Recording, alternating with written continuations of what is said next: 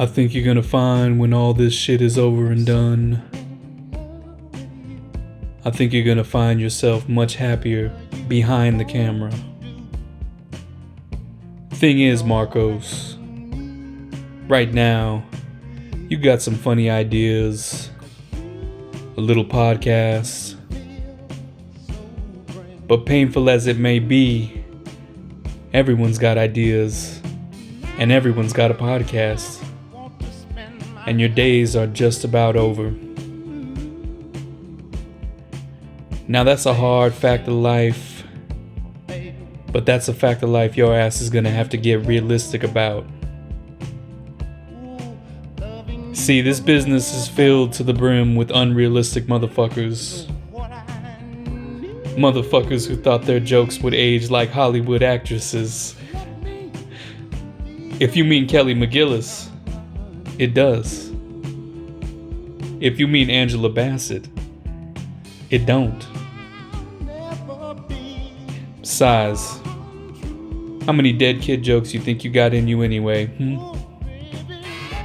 2? You came close, but you never made it.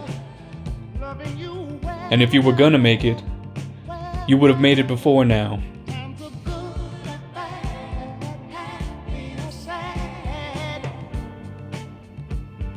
You my guy?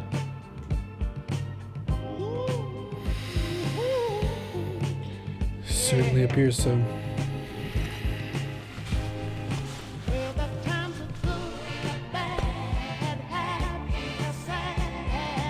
Leaving it all behind, you may feel a slight sting. That's pride fucking with you. Fuck pride. Pride only hurts. It never helps. You fight through that shit. 'Cause a year from now, when you're building that 401k, you're gonna say to yourself, the haters were right. I got no problem with that. Chuco pasta is dead. Say it. Chuco pasta's dead.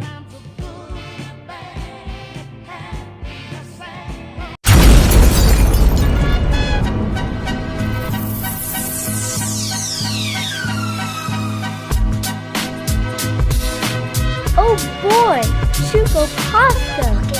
Chuco pasta. Chuco pasta, baby. Chuco pasta. What is up, y'all? You guys are listening to the most delicious podcast on the planet, Chuco Pasta. That's true. The only podcast guaranteed to make you feel 100% better about your life, but only while you're listening. Truly audio heroin, so make sure and tell a friend. What is up? We are back. We're back by unpopular demand. How about that? Ain't that some shit, you know? We're back and we're more well lit than we ever were before. So now you guys can see my my beautiful locks pressed behind these headphones, albeit, but ain't that some shit, you know? You guys you lost your Pornhub privileges, but the good news is that Chuco Pasta's back, and many people might not consider this to be art either. So pornography in itself.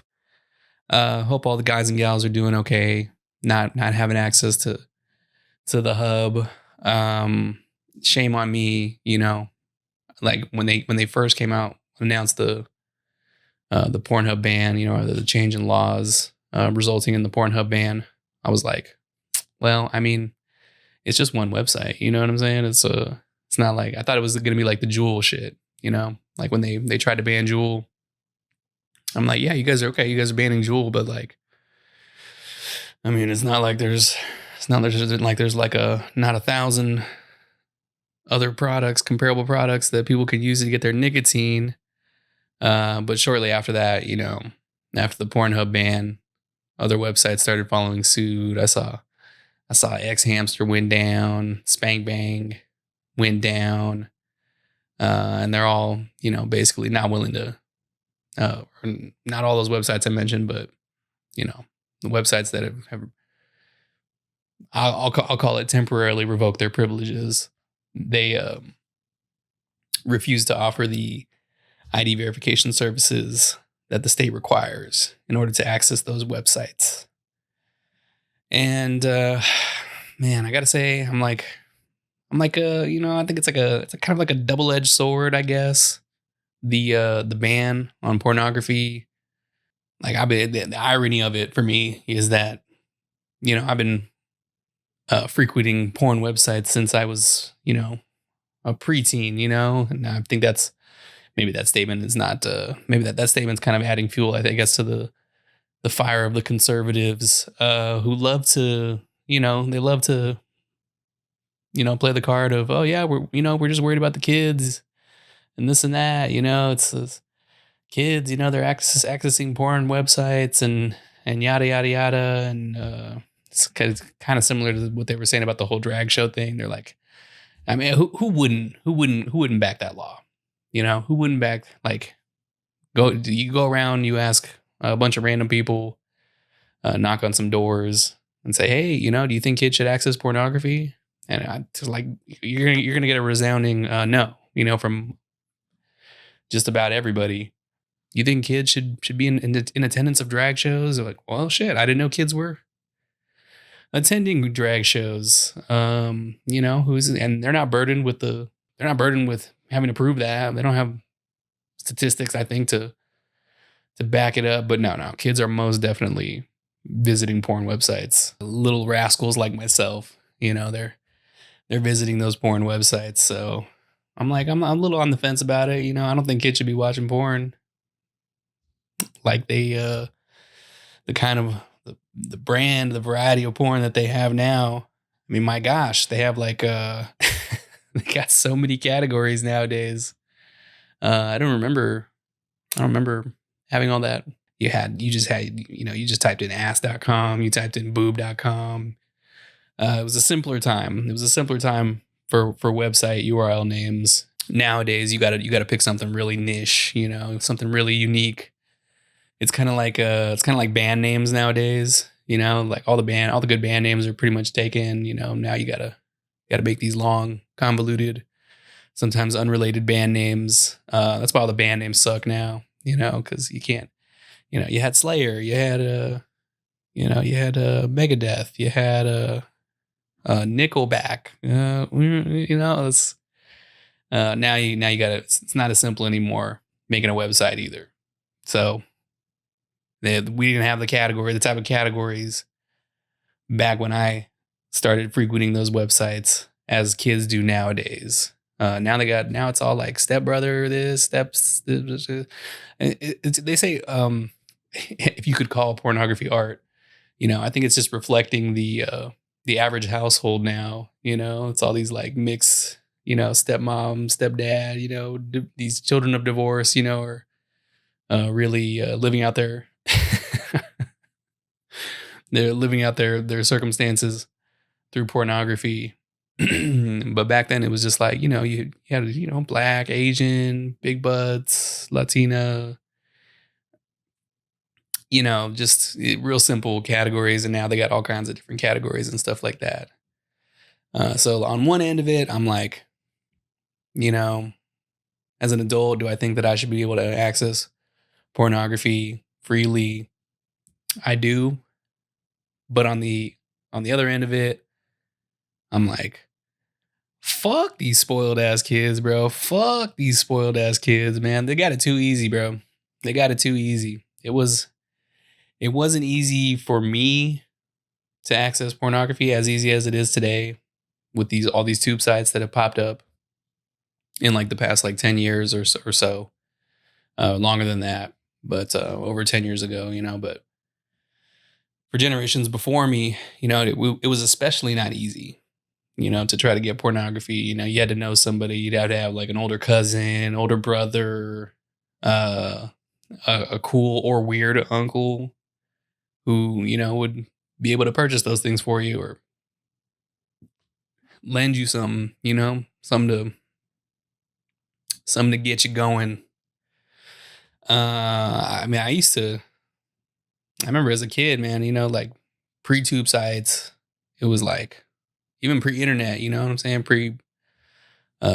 You know, me traversing the internet for my pornography. I remember like just, you know, you had to like make like a sexy drawing or something like that, you know, something that resembled breasts, you know. Um, I used to live with my grandmother, and my grandmother's in the back room of her home. She's got this like walk-in shower, and it's got like a glass sliding door, and you know, you get to showering in there, you know, hot water steams up the glass sliding door, and then, you know, draw some boobs, you know, and then bam, there you go. You know, I had an idea, you know, I had a general idea of how a pair of breasts should look, and that was good enough for me. You know, that was good enough for me.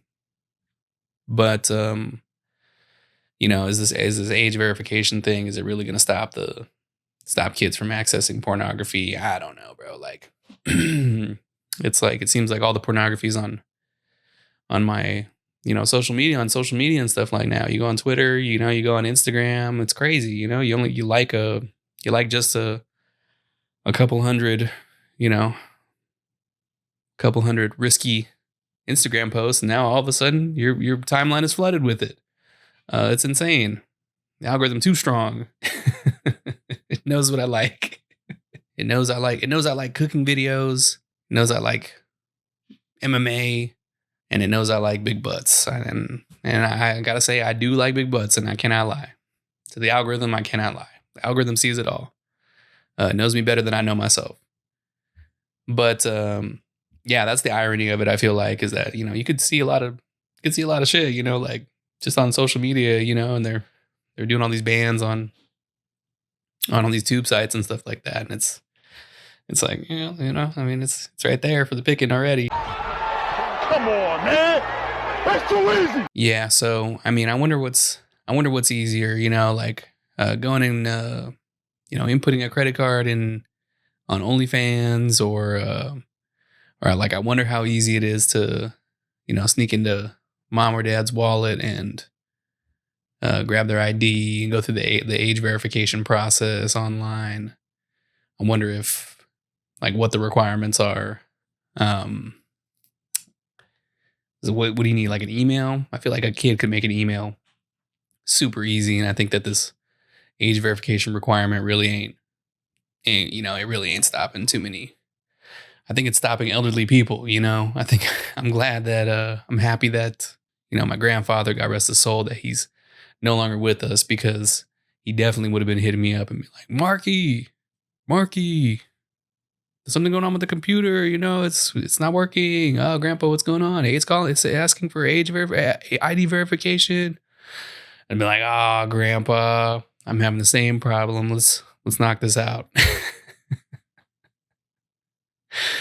My grandpa, he was a kind of a dirty old man, you know. Sometimes I told you guys, I used to live with my grandparents for a time, and you know, I remember sometimes walking into the living room, and bam, my grandpa's watching some girl on girl action right there in broad daylight, in the middle of the day, on the television. And just watching it, you know, not doing nothing, just watching it. And I'd walk up and be like, hey, Grandpa, what's up? He'd be like, oh, shit. The damn remote's not working. Can you fix this? You know, I don't want to watch this shit. It's like, yeah, you know, nah, Grandpa, I'm cool with this. I like watching the L Word, you know. He was a savage. Watching pornography and not touching yourself is wild, bro. That is a wild thing to do. Oh man, so that's who that age verification, ID verification process is stopping, man. It's stopping grown ass people who are just like, you know what, I wasn't that horny anyway, you know. I'm just gonna take a shower and draw some boobs on the on the steamed up shower. I was watching a documentary a while ago about like the ancient Egyptians and how they used to make like pornography, like they used to do like hieroglyphic pornography. So people have been finding a way, man, to consume and create pornography. Hey guys, check this out, man. Got a cave painting, you know, cave carving of of old Cleopatra and Caesar getting it on. Yeah, so we'll see what comes with it. But yeah, fuck those kids, bro. I think adults should be able to access that stuff, but also, yeah, fuck those spoiled ass kids, man. They got to know the struggle, bro. I remember before the tube sites came out, you used to be able to, or you go to, you know, whatever, ass.com, boobs.com. It was a simpler time. And they would offer like, you know, you for like a 24-hour period, you would have like access to like 5 sample videos. So they would have like a gallery of like videos that they had made with pictures of let's say Stacy. Okay, let's see what Stacy's got going on. Oh, sample video. It'd be like a 30-second video basically summarizing what that video, what Stacy's all about. You know, let's see what Stacy's got going on, you know, before you decide to make a purchase on this here video or a membership. And so if you were a dirty little scoundrel like me, then you had to figure out how to bust that nut within 30 seconds. You press play on that video and then boom, you get to work. And if you didn't let the video run to the end, then it wouldn't count against your 5 sample videos. But you might go through all 5 of those in a 24-hour period, you know, just trying to figure out, you know, what works for you. So these kids, they don't know the struggle. They need a little bit of a struggle, man. These kids, because they way too soft, bro. They got it way too easy. They got everything way too easy. And if nothing else, then maybe this will help them with their problem-solving skills. Maybe. Maybe not. Maybe they'll just go to Twitter. Hey. We got a chance to interview one of El Paso's sons. He's a musician, or in his words, he's a super artist. His name is DH Official. Let's take it over to Pellicula Media Studios in Carrollton, Texas, to check out that interview. What's up, man? DH Official. Yes, sir. Yes, sir. 915's in the house. At Pellicula Media Studio. Yes, sir. Right here in the good old Triple D, man. There was a poll that came out like back in like I want to say like mid 2023, August. Fuck if I can remember what the name of the website was that ran it, but it was like Spectrum News, or maybe it was on the Tribune that I had saw it. But they said they were ranking. There was like a poll for best tacos. Best tacos. Okay. Best tacos, and I think Austin, Texas won first place, and like, you know, this was like around the country type stuff. And Dallasites, they were pissed off that they didn't make the cut in the top 10. What do you think about that? You think Dallas deserved a top 10 spot for best tacos? Are we talking about in the state of Texas, or are we talking about across the country? We're talking about across the country. Dallas, Texas. I really think out of all the major cities in Texas, at least, they have the worst Mexican food. They have the worst Mexican food, dog. They have the worst fucking Mexican food. Even the best taco places that people tell me to go to that are good, you know, they're good. It's still mid at best. I just came from Austin, South by Southwest. We had some business out there, and I had me some Mexican food out there. And it was just little Mexican. It wasn't even nothing fancy. It tastes 10 times better. Like Dallas, y'all really got to step y'all game up when it comes to Mexican Dallas, food. they smoking crack, bro. I was just in Houston, and I was having a conversation with somebody who they were talking about. Oh, Houston. They were making the argument for Houston too. I'll give this one city props. I'll give San Antonio. Oh, San Antonio got some great Mexican food too, man. I'll give San Antonio their props. I was just in San Antonio, and I was like, damn, this is actually went to a little breakfast spot and shit right there over where they do the carnival and or not carnival, what is it, the fiesta. And I was like, damn, this is pretty good. This is like probably the most comparable shit that I've had to El Paso's Mexican cuisine. Right. I mean, not too many people gonna beat El Paso when it comes to Mexican food. Even though I will say Houston comes close, but that's just because Houston is just a big food city in general. Houston, I would give Houston more props than I would give Dallas. Oh yeah, for sure. I'll give any city more props than I give Dallas when it comes to Mexican Trash, food. bro. You know, hey Dallas, y'all got the barbecue. Barbecue, yeah, barbecue straight. Barbecue, but good. you know, when it comes to chile rellenos, enchiladas, bro, man, just street tacos, like. Yeah, man. Y'all gotta do better, man. Y'all gotta do better. There was a California dude who tried chiming in when we were having that at Houston, when I was in Houston, having that argument. Yeah. And I was like, hey, little bro, you know what I'm saying? I can't cap. I definitely think that California has some good Mexican food. They do have it's good Mexican food. It's different, you know. It is different. You can tell it takes a lot from the vegan, you know how like there's Mexican food, but we also mix it with Tex-Mex. It's the same way with California, but they like, I guess they try to make it a little bit more lighter. You know, Mexican food can be heavy. They try to make it a little bit lighter on your stomach and shit, and like, try to make it a little. I'm not gonna say vegan because I'm not gonna necessarily say it's vegan, but they trying to, Yeah, they trying to posh it up. Yeah, you know what I mean. They definitely trying to make it gluten free or some shit. You know what I mean? Just saying. But yeah. It's still good. I've had Mexican food out in Phoenix, Arizona too. Phoenix, Arizona. That was pretty good. Some good Mexican food. It was pretty good. But yeah, I just wanted to touch in on that, bro, because I'm tired of slander, man. Tex-Mex, I'll give it to Dallas, I guess. I'm not a big Tex-Mex person, personally.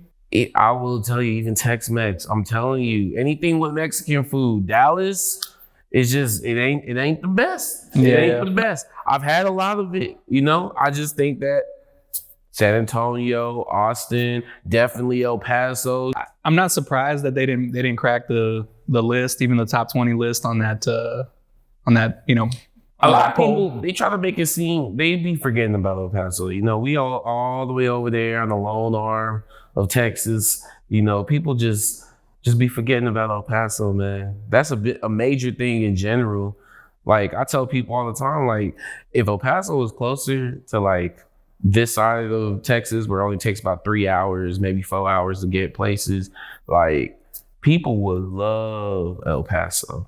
I meet so many people. I meet so many like, of course the culture, it's unlike a lot of places that I've been before. Yeah. I meet so many people. I meet so many artists. I meet so many talented, just business people also that come from El Paso. And it's not like I'm looking for them. You know what I'm saying? It's just, hey man, it's a gravitational pull, I guess, bro. I don't know. Every time, one thing I will say, when you out and about in the world and you meet somebody else from El Paso, it's just like a brotherhood or a sisterhood, a companionhood, if you will. Just it's cool. You know what I mean? And then again, maybe I meet a lot of people from El Paso because I'm always frequenting the bars and whatnot. Hey, probably. Hey, we like to drink for sure. We like to have a good time. We like to party. I always tell people I'm like, if you go to El Paso, you're gonna get your money's worth in beer and food, and the women too. They're not too bad either. And too. And dog. Oh my god, bro. Seriously, I mean, I'm not trying to be messy or nothing like that, but the shit out here, bro. And I'm not. Look. Hey, it's me. You know what I'm saying? I'm not an addict. I'm not a drug user. But the shit they got out here too, Dallas. That shit's a little bong, bro. That shit's a little stepped on. You know what I'm saying? For my taste. Oh man. I understand. I'm not admitting to anything. You know what I'm saying? But whoever got it. Just know there's more of it in good old El Paso. Just know.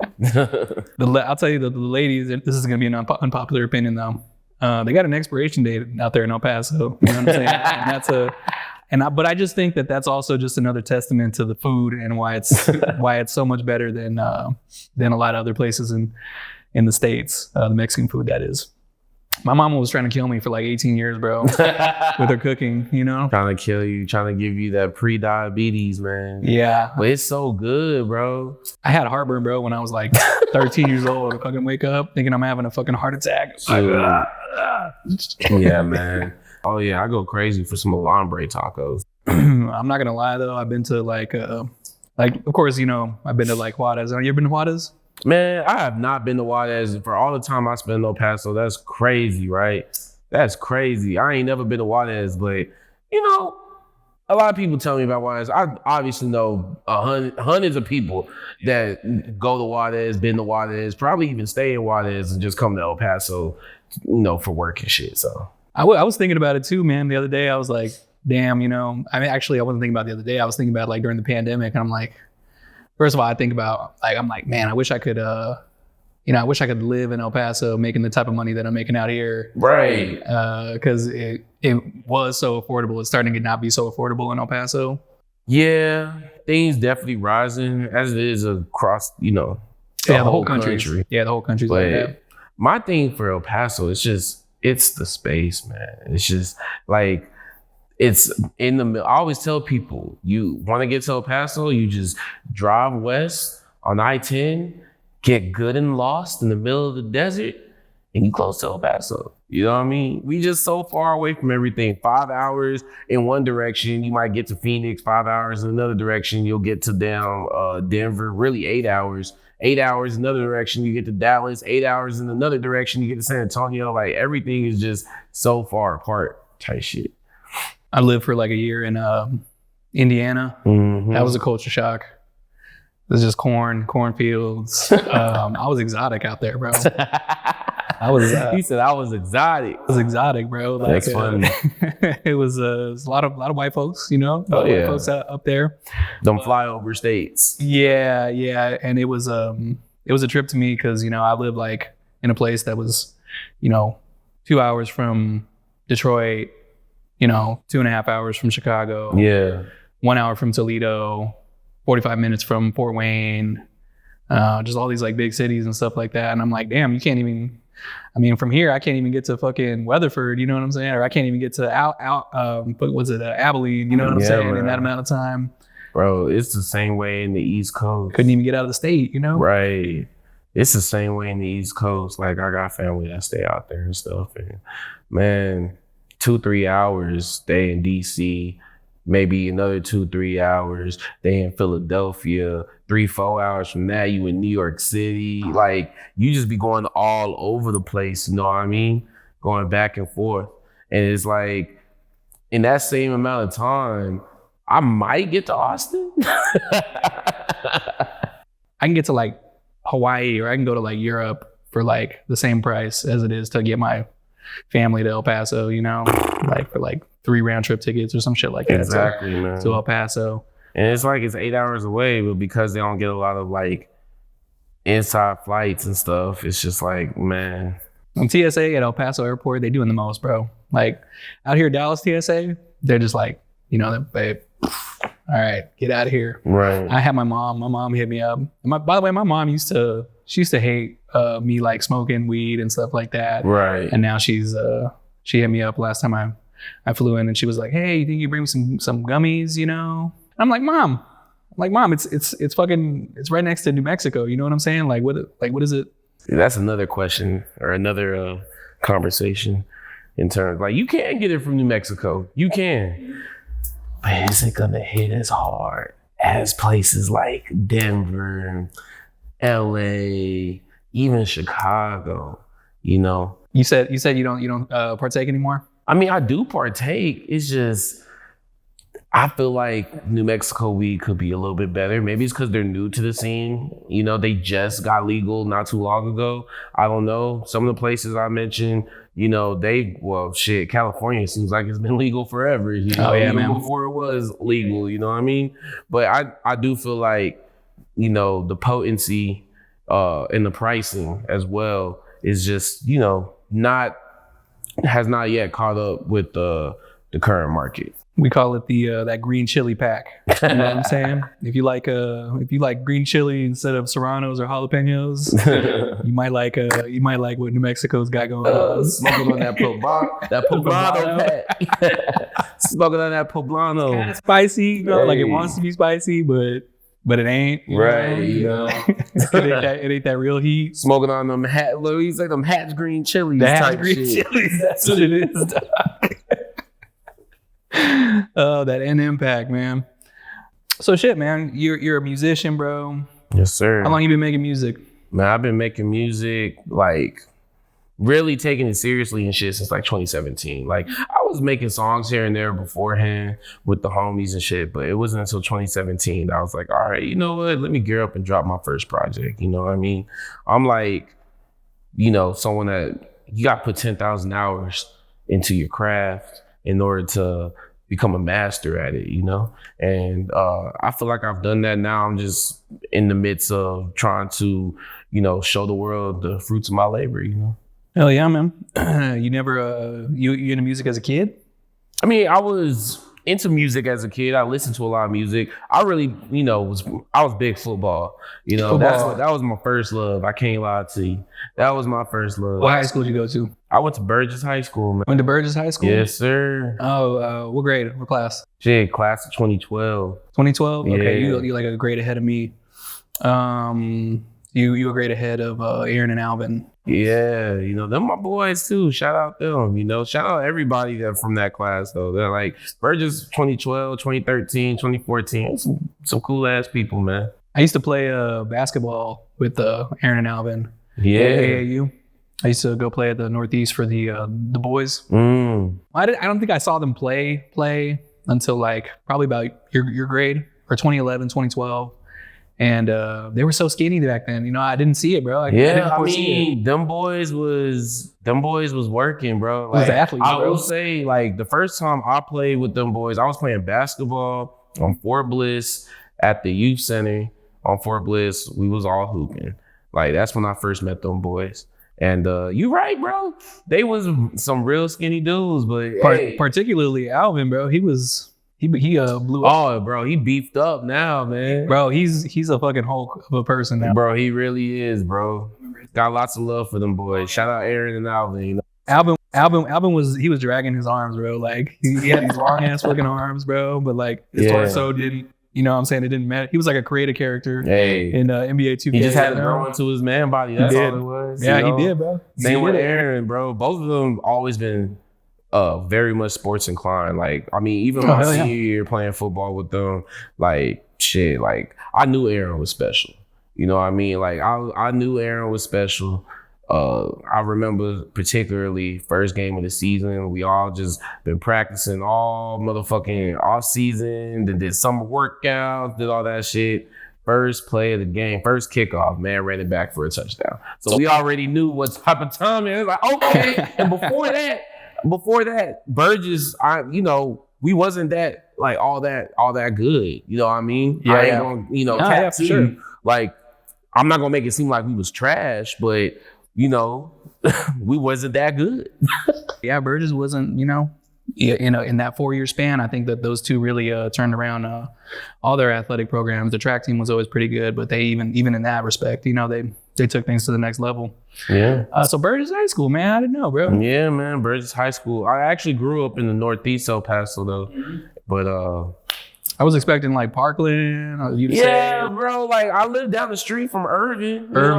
But damn, now you dodged the bullet there, bro. Right, bro. But had a coach from Irvin High School, bro, and let me tell you, he ain't shit, bro.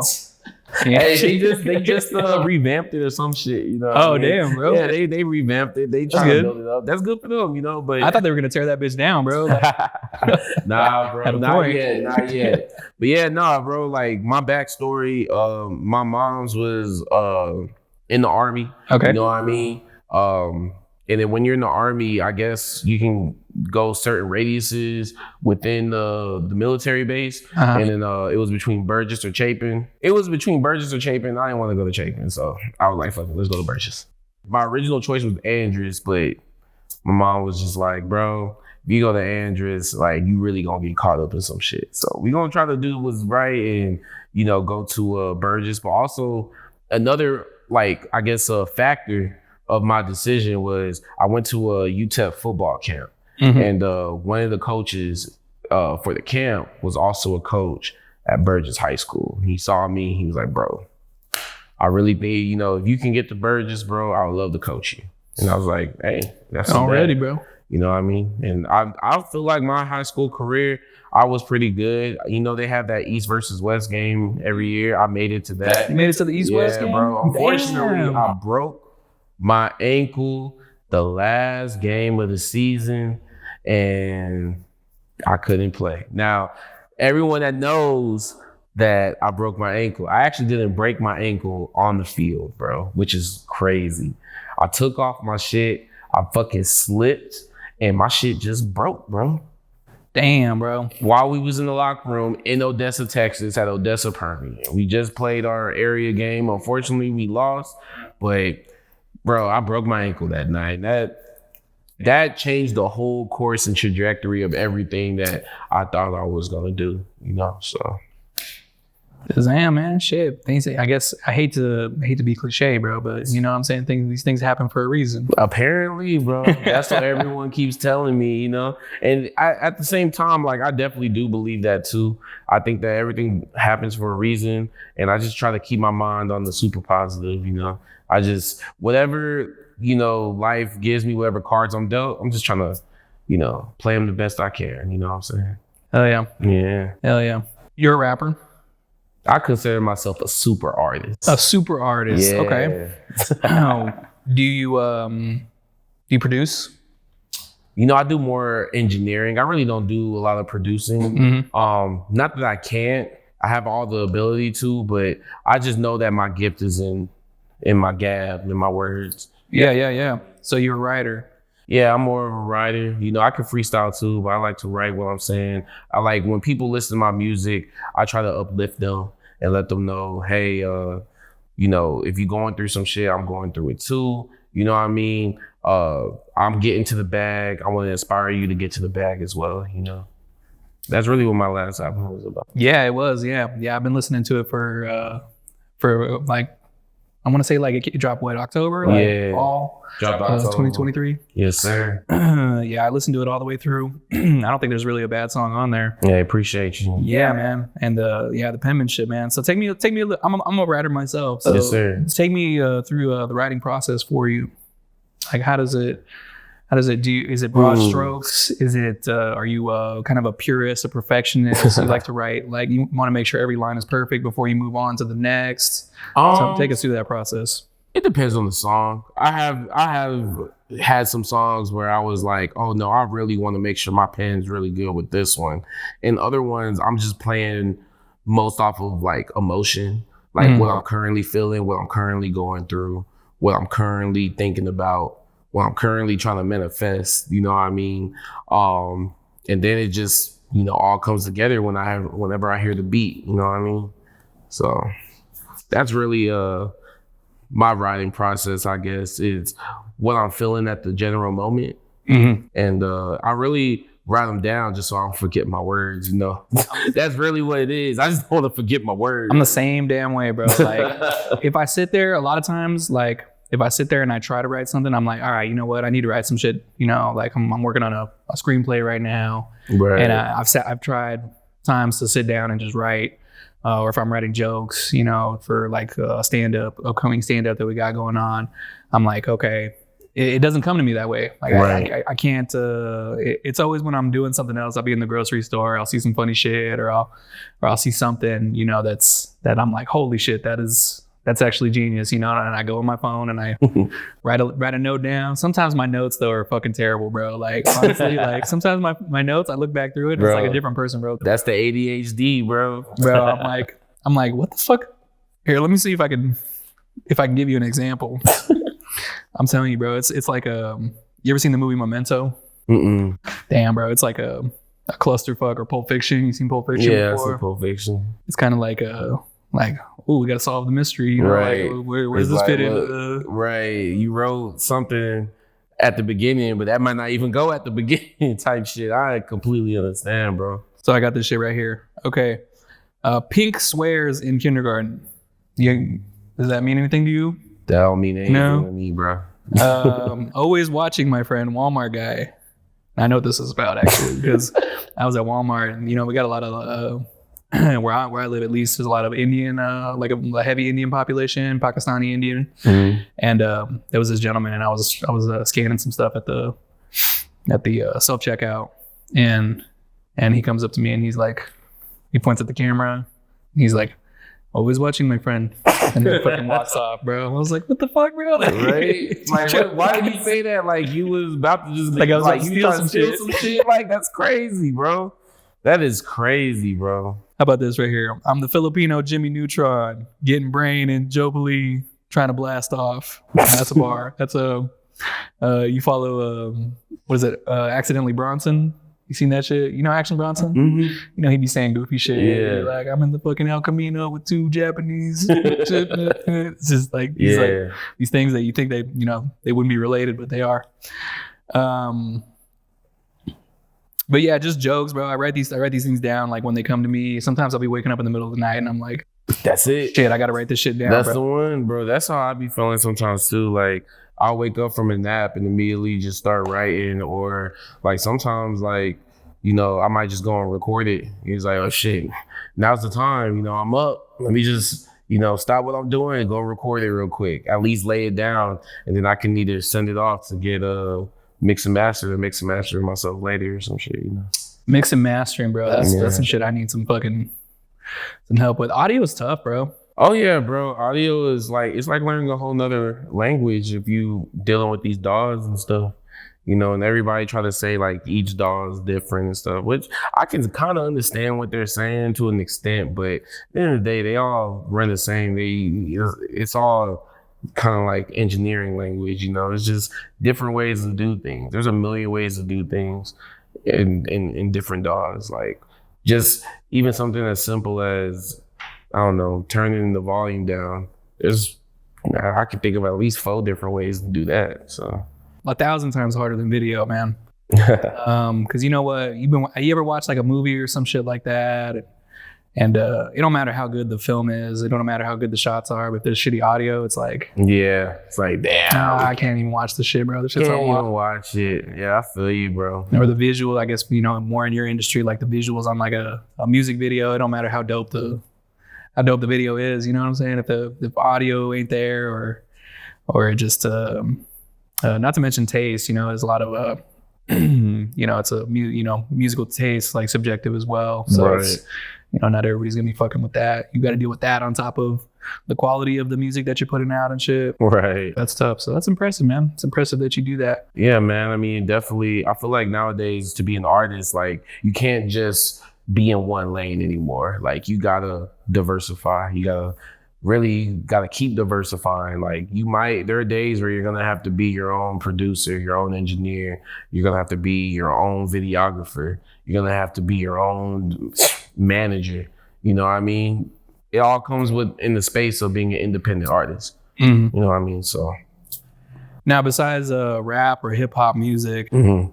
Do you have any other influences, or have you had any other influences growing up? Other types of music. Hell yeah, bro. I listened to a lot of different punk rock bands when I was growing up. I'm a fan of some punk rock. My favorite bands really being like Green Day, Paramore, Linkin Park, I'm not gonna make it seem like I'm like deep into the punk rock. I'm sure me just saying those 3, somebody that's a real punk rock has like, he just listened to the mainstream. He opposed it, like, bro. They good. Like, what you want me to say? Like, Haley Williams is a goddess when it comes to singing. I love everything Billy Joel be spitting. Like, come on now. Yeah, I like to decompress too, with because I get into, I'm really into horror genre. I'm really into comedy, but to just be watching comedy all the time, when I'm trying to, write some comedy shit, I feel like it starts melding in, which sometimes is a good thing. Sometimes it's a good thing, to take, but sometimes like if I'm like, for example, I'm a big fan of Dave Chappelle. Yeah. But Dave Chappelle, so I love Dave Chappelle. I'm watching Dave Chappelle. I could watch Dave Chappelle like all the time. Chappelle Show, his stand-ups, all that shit. Love it. Movies, Half-Baked. But what works for Dave Chappelle is not gonna work for me. You know what I'm saying? Like Dave Chappelle he's so good that you can't take everything that, like, there's nothing really I can take away from Dave Chappelle and use myself, except maybe how he prepares. What he does before he goes on to a show, what he does after a show. That might be something that I could take away and put into my own act or put into my own works. Yeah. But in terms of like his delivery, his cadence, his storytelling ability, there ain't really anything that I can use myself from that. So sometimes I just like to decompress. I be watching novellas, bro. I be watching novellas, bro. Yeah, I be watching novellas. Hey, I hear that the drama be muy caliente on them. Bro, it's crazy the twists and turns that it takes. But yeah, these novellas, I'm into novellas. I just like to decompress sometimes because I think like maybe the stress gets too high, or maybe I have these expectations of myself sometimes where I'm like, I'm creating something or I'm writing something, and I'm like, damn, like this has to get done. Like I have to make something today. Like, but when does that hardly ever? For me, I mean, for some people can just like, they can sit down and be like, yeah, you know what, let's write something. Let's lock in. Let's write something. But for me, it's like, it's got to come to me first. Right. Deal. And when I put that type of pressure on myself, or I'm like, okay, today's gonna be a writing day type shit, doesn't work out for me. It's got to come to me like in the moment. And I got to be like, oh, I got to put it together. Like I said, like Pulp Fiction, bro. I got to put it together like a puzzle. Right. But for some people, I know some people, they can just lock in and they can just like, they're like, yeah, I'm gonna make a song. I'm gonna write a skit. I'm gonna make a screenplay, write a portion of a screenplay and shit today, and that's what it's gonna be. Yeah, man. I mean, it's really just about locking in, man. Like, you just gotta lock in, bro. That's all it is. I know it. I also found that like, the days that I don't want to write anything, and sometimes, and I just like, I put myself into a box, Yeah. I'm like, okay, you know what? Let's focus in on this. Those days too, But the days where I'm like, I'm trying to force it, I'm like, okay, even though I have, I have nothing, no inspiration, nothing to go off of. I want to make something, but if it doesn't have any kind of like substance to it or any meaning to me, then to me it's shit. It's always gonna be shit. But maybe that's my own, ego, kind of like working against myself, my id and my super ego working against myself. I feel you, bro. I'll be in that same aspect. Well, I'm trying to like remind myself though, it's like once you give your art to the world, it's not just your art anymore. It is your art. You're the sole creator of it, but that art is also somebody else's for those that do love it. You know what I mean? So it's like that's part of the reason why, like, I still got some songs and stuff in the tank, that I still haven't released yet and shit like that, but it's gonna come, And I don't want to be in this space of holding on to art because I truly believe that it could help somebody in some type, shape, or form. So that would be my advice to you, man, is like, get it out there, bro. Fuck the naysayers, bro. Fuck them, bro. Like, anybody that's making, like, even yourself, sometimes you gotta say fuck yourself, bro. You gotta say fuck yourself because you holding it up, man. You know what I mean? I feel like a lot of us get in our heads and try to put our feelings to the forefront, but sometimes it's not even just about us. It's bigger than us, you know what I'm saying? So hell yeah, man. Hell yeah. Great advice. Think that we'll leave that on that note right there, bro. Okay. That's some great ass advice, bro. For sure, man. That's just what I be trying to do. Just try to give good advice. Southern Super Friends in the building. You got anything that you wanted to plug? Yeah, man. Southern Super Friends, new album dropping soon. Check for it in March.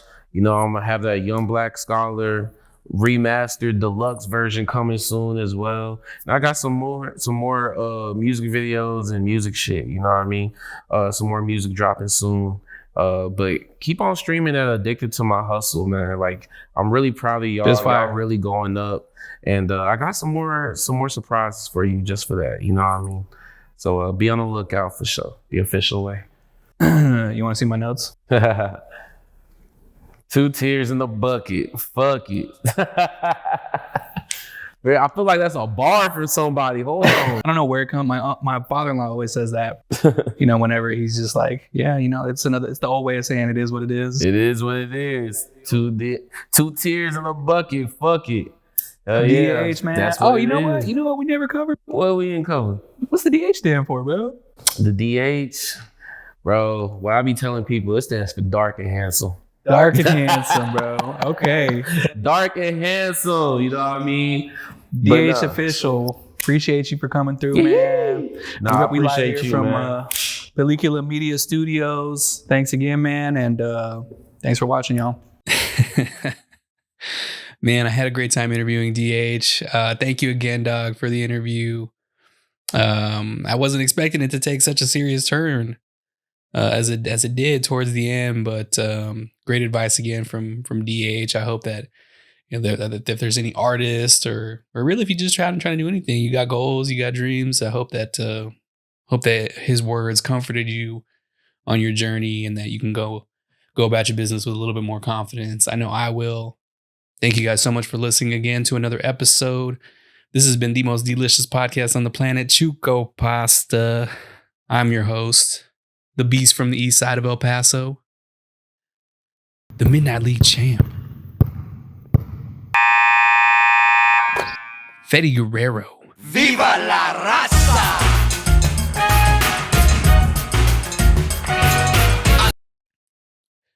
The Pase Kage.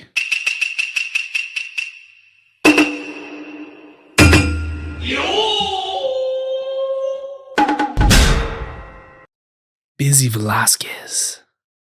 Marco Antonio Solis, because the señoras love me. Khalid's older brother, and if you look like Dexter's mom. Send me your location. Thank you guys again for listening. Make sure to follow us on Instagram, TikTok, and YouTube at Chuco Pasta. And we'll see you guys next Tuesday.